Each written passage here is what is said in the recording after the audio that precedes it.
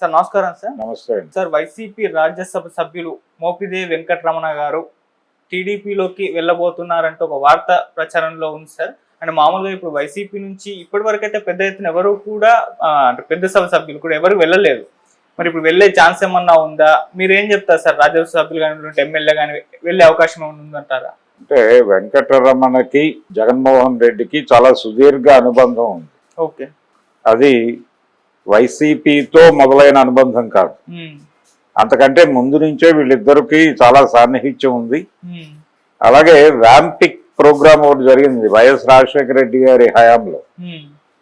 దాంట్లో కీలక పాత్ర పోషించాడు ఈయన మోపిదేవి వెంకటరమణ గారు.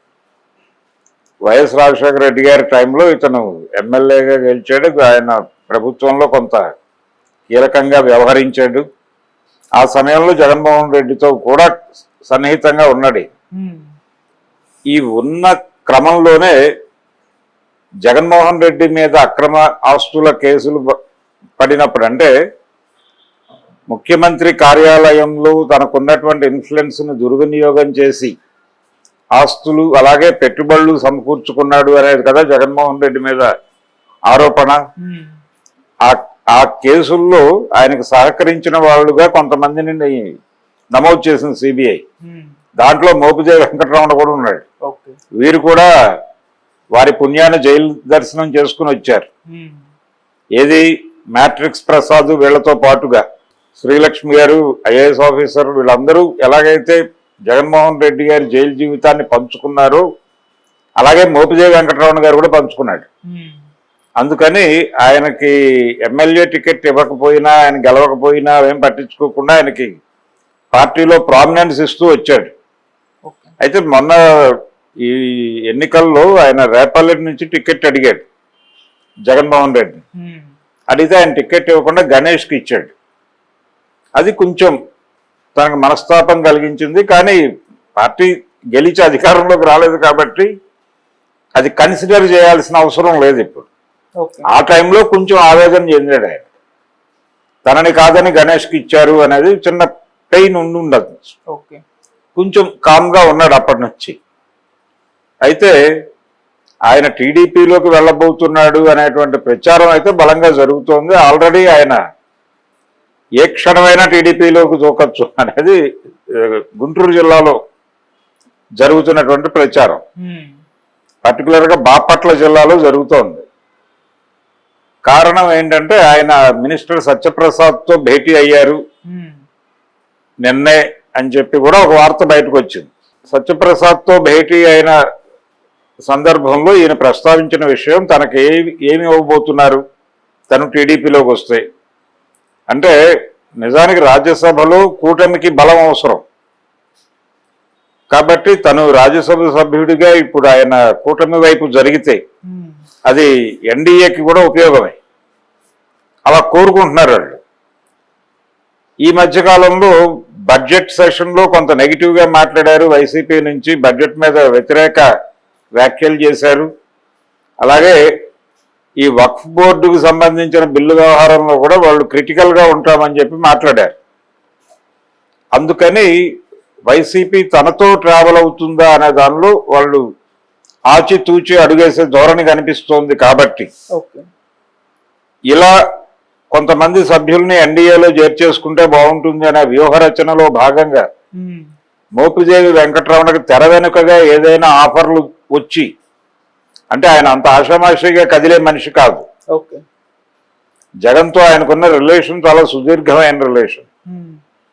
వైఎస్ఆర్సీపీ పెట్టడానికంటే 5 ఏళ్ల ముందు నుంచి వీళ్ళు కలిసి ప్రయాణం చేశారని సిబిఐ నిర్ధారణ చేసింది. సో వాళ్ళ రిలేషన్ జైలు బంధం. అది జైలు బంధం కాబట్టి అంత తేలిగ్గా ఆయన జగన్ని వదలడు. వైసీపీ నుంచి ఆయనకి ఇబ్బంది ఉన్నప్పటికీ వైసీపీతో కొనసాగాలని అనుకుంటాడు. ఎందుకంటే ఆల్రెడీ ఎగ్జిస్టింగ్ రాజ్యసభ కాబట్టి. ఎన్డీఏ ఏదైనా తలుపు కొట్టి ఆఫర్లు ఏవైనా ఇచ్చిందా అనేది వెరిఫై చేయాలి. ఒకవేళ అలాంటి కళ్ళు చెదిరే ఆఫర్ ఏదైనా వచ్చుంటే ఆయన టెంప్ట్ అయ్యే ఛాన్సెస్ ఉన్నాయి. ఎందుకంటే తను సుదీర్ఘ రాజకీయ జీవితం ఉంది. అలాగే ఆయన మిత్రులు మోపిదేవి వెంకటరమణ లాయోలా కాలేజీలో చదువుకున్నాడు, విజయవాడ లాయోలాలో. ఆ లయోలా కాలేజీలో ఆయనకు సన్నిహిత మిత్రుడు ఒక ఆయన తెలుగుదేశం పార్టీతో సన్నిహితంగా ఉన్నాడు. ఓకే. ఆయన జర్నలిజంలో ప్రారంభమయ్యి పారిశ్రామికవేత్తగా మారినటువంటి ఒక పెద్ద మనిషి ఉన్నాడు అక్కడ. ఈయన చాలా సన్నిహిత మిత్రులు. ఆయన చంద్రబాబు నాయుడు గారికి నేరుగా వెళ్ళి మాట్లాడగలిగినటువంటి పరిచయం ఉన్న వ్యక్తి. ఓకే. అందుకని అట్నుంచి ఆయన ఈజీగా చంద్రబాబును కలవగలడు, కలిసి తన ఇష్యూ సాల్వ్ చేసుకోగలడు. సత్యప్రసాద్ ద్వారా వెళ్లాల్సిన అవసరం లేదు ఆయన. అయినప్పటికీ ఏ పని మీద అయినా కలిసి ఉంటాడు ఆయన. కలిసిన తర్వాత అంటే మత్స్యకారుల సమస్యలు వీటి మీద కొంత వర్క్ చేశాడు ఆయన. తీర ప్రాంత నియోజకవర్గం నిజాంపట్నం ఆ ఏరియాలో మత్స్యకారుల సమస్యల మీద కొంత మాట్లాడిన చరిత్ర ఉంది ఆయన మోపిదేవి వెంకట్రావుకి. వెట్లాండ్ ఇష్యూస్ మీద కొంత అధికారం ఉంది ఆయనకి. కాబట్టి ఆ విషయాలు ఏమైనా మాట్లాడటానికి కలిసి ఉంటాడా అనేది, కలిసిన తర్వాత ఈ స్పెక్యులేషన్ మార్కెట్లోకి వచ్చిందా అనేది ఒక్క కోణం. లేదు ఆయన నిజంగానే జగన్తో సఫర్ ఎందుకు వచ్చింది అనుకుంటే ఆయన నేరుగా తన మిత్రుడి ద్వారా చంద్రబాబు దగ్గరికి వెళ్ళగలడు. అయినప్పటికీ సత్యప్రసాద్ని ఎందుకు కలిశాడు అనేది ఒక ప్రశ్న. ఓకే.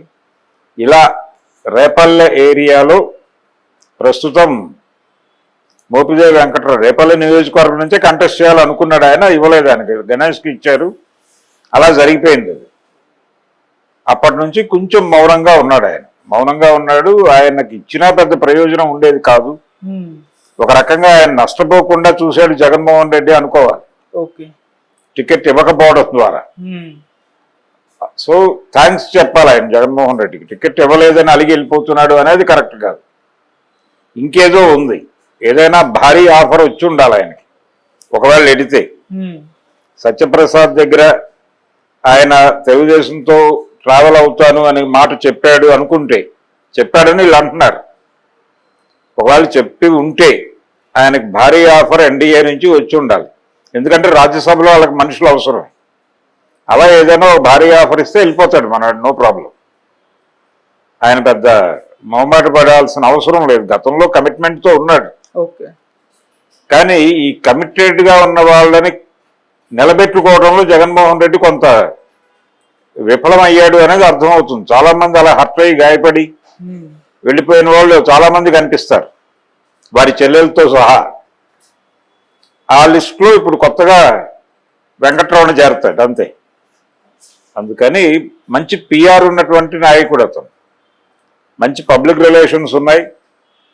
అలా కూర్చుని ఎవరితోనైనా ఆయన మాట్లాడి తన దగ్గరికి పిలిపించుకుని విషయాన్ని సెటిల్ చేయగలిగినటువంటి, ఒక నెగోషియేషన్ చేయగలిగినటువంటి కెపాసిటీస్ ఉన్నాయి ఆయనకి. అటువంటి వ్యక్తిని కోల్పోవటం అనేది వైసీపీకి కొంత ఇబ్బంది. పర్టికులర్గా ఆ ఏరియాలో రేపల్లె ప్రాంతంలో ముఖ్యంగా పల్లెకారుల కమ్యూనిటీలో కొంత సఫరింగ్ వస్తుంది మోపిదేవి వెంకట్రావుని రూట్ మారిస్తే. అందుకని జగన్మోహన్ రెడ్డి గారు అప్రమత్తం అయ్యి ఆపే అవకాశాలు కూడా ఉన్నాయి.